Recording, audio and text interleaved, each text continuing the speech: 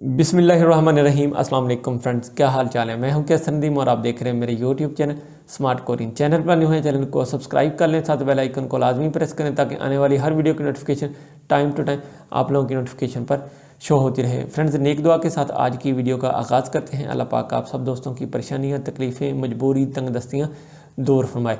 आप सब दोस्तों की दिली मुरादें अल्लाह पाक पूरी करे।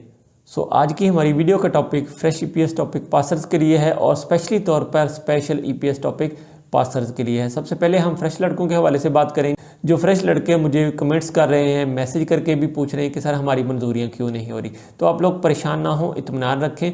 अल्लाह पाक आप लोगों की भी मंजूरियाँ जल्द से जल्द कर देगा। थोड़ा सा सब्र रखें। 2018 वालों के लिए दुआ करें, 2019 वालों के लिए दुआ करें, उनके इजरा जल्द से जल्द हो जाएं, उनके वीज़ा जल्द से जल्द आ जाएं, उनकी फ़्लाइट का शेड्यूल जल्द से जल्द जारी हो जाए। जब आप लोग दूसरों के लिए दुआ करेंगे, मुझे पूरी उम्मीद है कि आपको अपने लिए दुआ करने की बिल्कुल ज़रूरत नहीं है।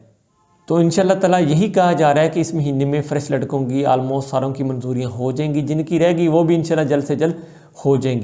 बाकी जो 2020 वाले और 2021 वाले जिनकी मंजूरियां अगर हो जाती हैं, वो लोग अगले इजरा में इंशाल्लाह ताला ज़रूर शामिल होंगे। आप लोग परेशान ना हो, आप लोगों के भी वीज़ा जल्द से जल्द आ जाएंगे।